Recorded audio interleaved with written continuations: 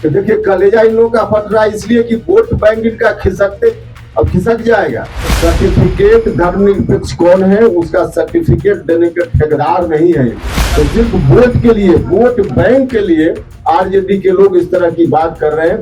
मुसलमानों के हित से उनको कोई लेना देना नहीं।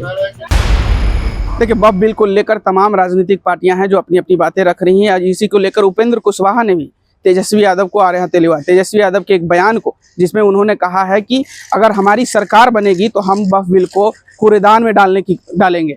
उसी को लेकर आज उपेंद्र कुशवाहा ने भी तेजस्वी यादव को आड़े हाथे लिया। उन्होंने कहा कि यह सिर्फ भरमाने की कोशिश कर रही है विपक्ष और इससे कोई फायदा नहीं होगा। उन्होंने साफ तरीके से क्या कुछ कहा वो आप पहले सुनिए। अब एक साथ कितनी बातों के लिए होने तो दीजिए। पहले एक काम सच्चर कमीशन के हिसाब से सरकार ने शुरू किया है, इसी पर कलेजा इन लोगों का फट रहा है। देखिए कलेजा इन लोगों का फट रहा है इसलिए कि वोट बैंक इनका अब खिसक जाएगा। जो मुसलमान भाइयों को गुमराह करके वोट बैंक समझते रहे हैं, अब इनका वोट बैंक वहां भी नहीं रहने वाला है। तो कलेजा इनका फटना शुरू हो गया है। अब एक ही बार आप जो कह रहे सब कुछ हो जाए तो अब कलेजा कहाँ चला जाएगा। तो थोड़ा अभी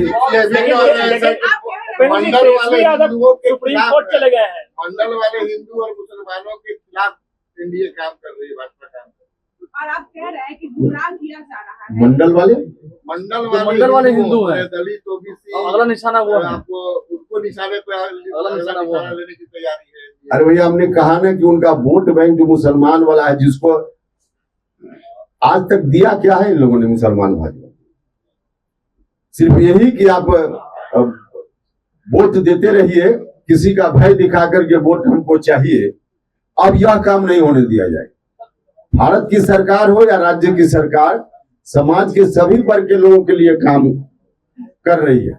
और जो आप कह रहे हैं पिछड़ा समाज की बात, मंडल कमीशन की बात जो कर रहे हैं, तो नीतीश कुमार जी के मुख्यमंत्री काल में मुख्यमंत्री रहते हुए जातीय जनगणना हुई है, जिसमें बिहार के सभी राजनीतिक दल के लोगों ने सहयोग किया है।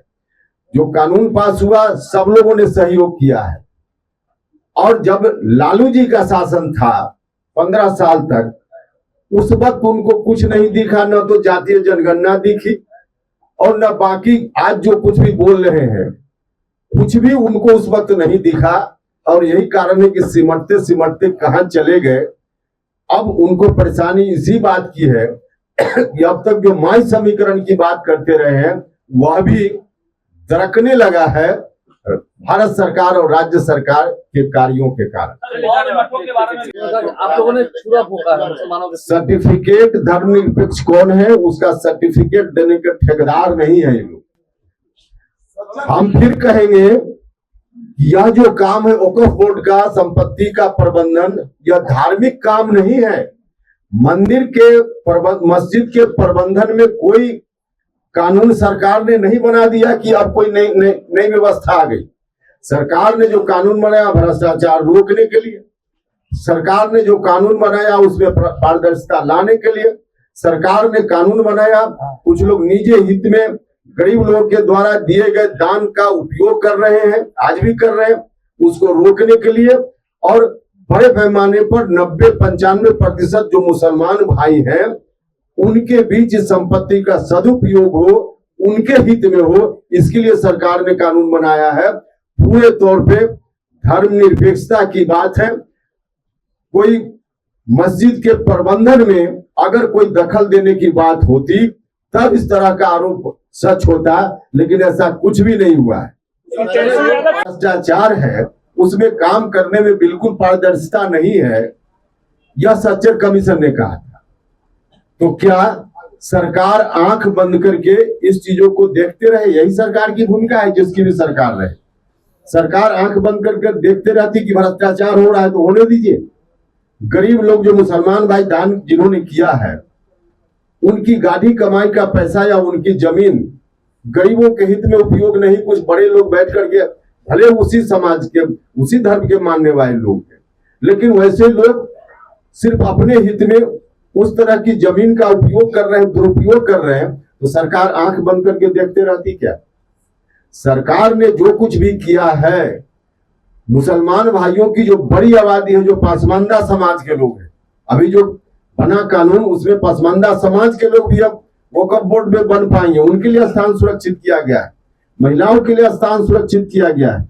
और भी मुसलमान भाइयों के अंदर भी जो सामाजिक रूप से थोड़ा पीछे है, उनका अलग है, तो उनके बीच का भी प्रतिनिधि अब होगा। पहले इन लोगों ने कोई प्रतिनिधि इन लोगों को नहीं दिया था। तो भले 2-4% मुसलमान भाइयों को गुमराह कर ले ये लोग, हालांकि उनका भी नुकसान नहीं शायद से, लेकिन गुमराह करने में भी कांग्रेस के लोग, आरजेडी के लोग 2-4% मुसलमान भाइयों को गुमराह करने में भले सफल हो जाए, 90%, 95% जो मुसलमान भाई हैं उनके हित का यह कानून है, इसलिए उनको गुमराह नहीं कर पाए। तो सिर्फ वोट के लिए, वोट बैंक के लिए आरजेडी के लोग इस तरह की बात कर रहे हैं, मुसलमानों के हित से उनको कोई लेना देना नहीं। ये अभी तुरंत थोड़ी देर पहले तेजस्वी यादव ने संदेश दिया और कहा है कि हमारी सरकार आएगी तो बिहार में मौजूदा जो वक्फ कानून पास हुआ है उसको कूड़ेदान में फेंक दिया जाए। देखिए, एक तो विपक्ष के लोग खामखा मुसलमान भाइयों को गुमराह करने का प्रयास कर रहे हैं, देश को गुमराह करने का प्रयास कर रहे हैं। जिस तरह से लोग प्रचारित कर रहे हैं उस तरह की बात है नहीं। धर्म से संबंधित जो काम है या मस्जिद से संबंधित जो काम है, जहां धर्म स्थल है मुसलमान भाइयों का, पूजा स्थल है, इबादत का स्थल है, तो धर्म से संबंधित जो प्रबंधन या काम है, मस्जिदों का प्रबंधन, इस प्रबंधन से संबंधित वक्फ बोर्ड नहीं है। भारत की सरकार ने जो कुछ भी अभी कानून बनाया है, उस कानून के हिसाब से मुसलमान भाइयों के धार्मिक कार्यों का जो प्रबंधन है उसमें कोई दखल अंदाजी नहीं। जो संपत्ति है उस संपत्ति का प्रबंधन कैसे हो, इसके लिए वक्फ बोर्ड है या वक्फ परिषद है। धार्मिक कार्य संपत्ति का प्रबंधन नहीं होता है।